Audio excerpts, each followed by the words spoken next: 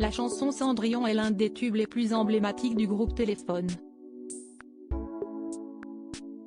Le clip, un peu moins connu, est sorti en 1982 et le rôle de la jeune femme a été confié à une très célèbre chanteuse.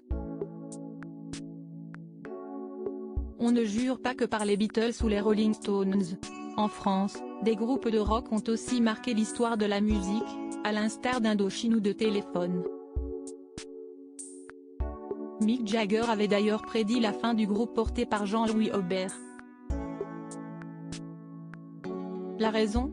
La présence de Corinne Mariano au sein de Téléphone. C'était un peu comme les marins. S'ils voulaient traverser l'Atlantique, ils disaient « surtout pas de filles sur le bateau ». Pour une femme, c'était vraiment emblématique d'être avec un groupe de garçons. C'était un signe d'égalité et de libération, mais ça n'a pas dû être facile tous les jours pour Corinne, expliquait Jean-Louis Aubert en 2020 sur Europe 1. 10 ans après sa création, Téléphone s'est séparé, laissant derrière eux des tubes qui résonnent encore à la radio. C'est notamment le cas de l'emblématique Cendrillon, chanté et composé par Louis Bertignac. Qui est Cendrillon dans le clip de Téléphone?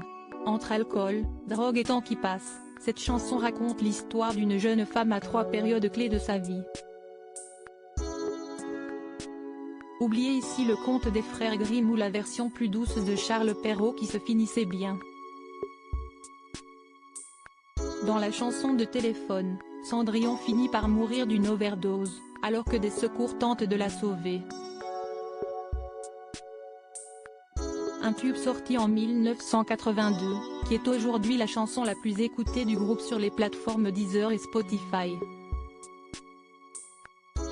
Si Louis Bertignac s'est inspiré de Romy Schneider pour l'histoire de sa chanson, le groupe a décidé de confier le rôle de Cendrillon à une célèbre chanteuse, Lio.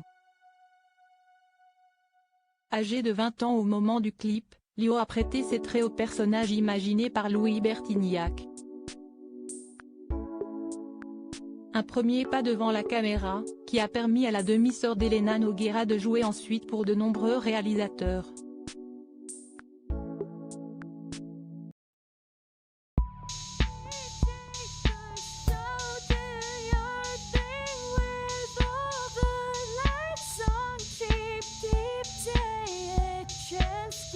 Keep